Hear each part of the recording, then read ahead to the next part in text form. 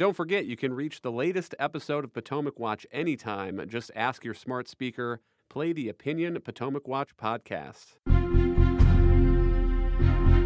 From the opinion pages of the Wall Street Journal, this is Potomac Watch. Welcome back. The other imponderable, as we're thinking about how the 2024 primaries and the 2024 election might play out, is what does Trump do if he starts to lose support and it looks like he may not win some of those Republican primaries?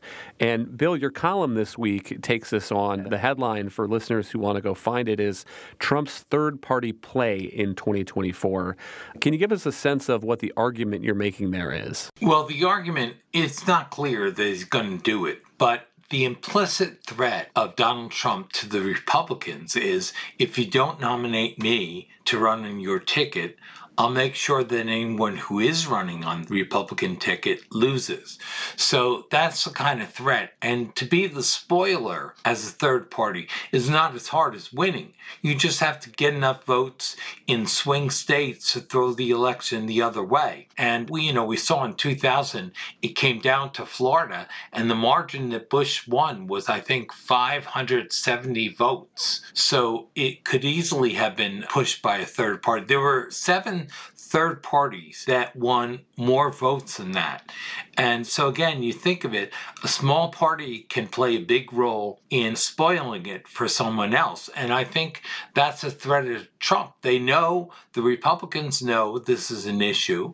They're going to require a loyalty pledge.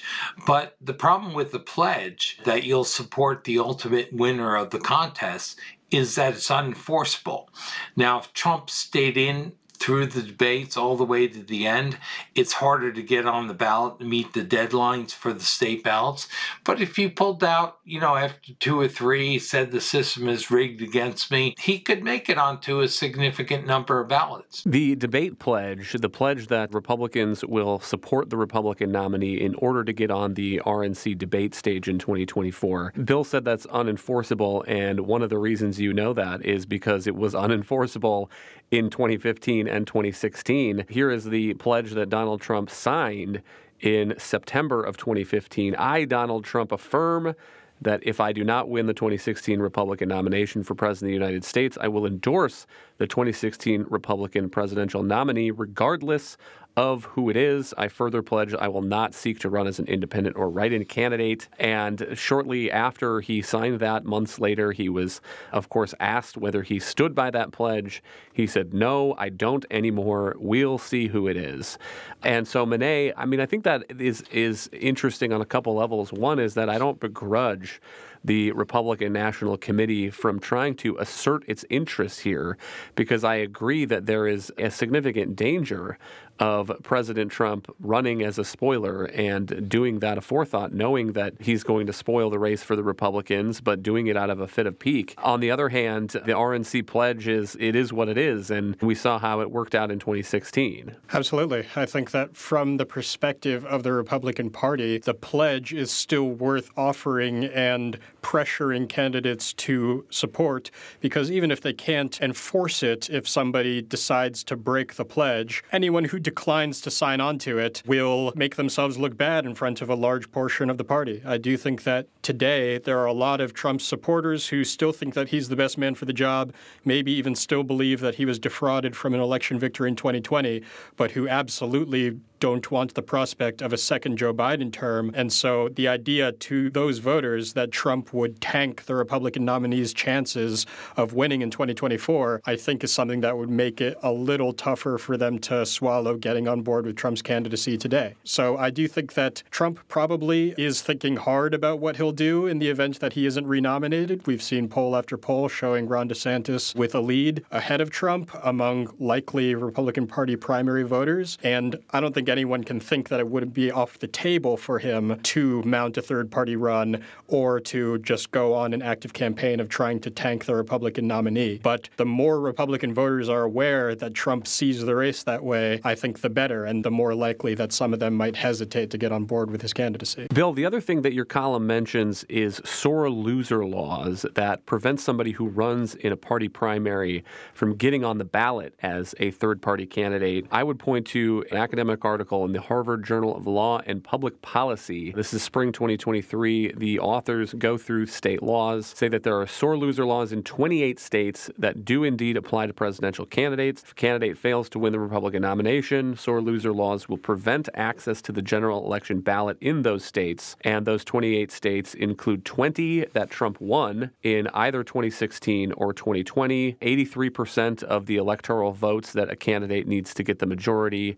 And so their conclusion is that it would be basically impossible for Trump to run as a third-party candidate and win in the general election. And I think that that's probably right. I don't know if those laws are vulnerable to a legal or some sort of constitutional challenge. That's always a possibility. But it does seem like if Trump was going to flee the GOP after losing some of these primaries, it would explicitly be as a spoiler.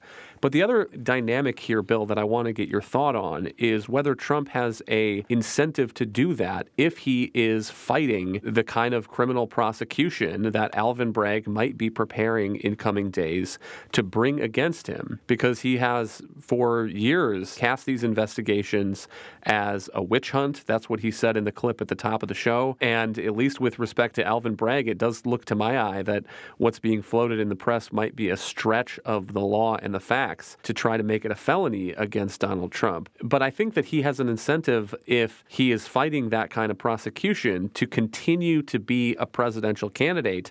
And if he's going to show up in court to testify or to get booked or something like that, I mean, I don't know why he wouldn't pull up in the campaign van, pull the campaign bus up to the courthouse, because it helps him, Bill, make the case that this is a political prosecution. Yeah, I think a lot depends on what his goal is in 2024. Is he so mad at the Republican Party, for which he's not had a lot of loyalty, right? It was a party of convenience mostly in 2016 and 20. Does he really resent more that Biden wins or that someone like Ron DeSantis wins? And again, if you're running to win, a third party is a real stretch. But if you're running to hurt someone else, like Ron DeSantis, make it harder for him, make him have to campaign against both Trump and Biden, it becomes easier. I don't know what Donald Trump, his calculation of his own self-interest with the prosecution is, but I do know that he's kind of guided by the Frank Sinatra principle, I did it my way. Many a man is founded upon telling Donald Trump what's best for him. Thank you, Bill and Monet. Thank you all for listening. You can email us at pwpodcast@wsj.com. If you like the show, please hit that subscribe button, and we'll be back tomorrow with another edition of Potomac Watch.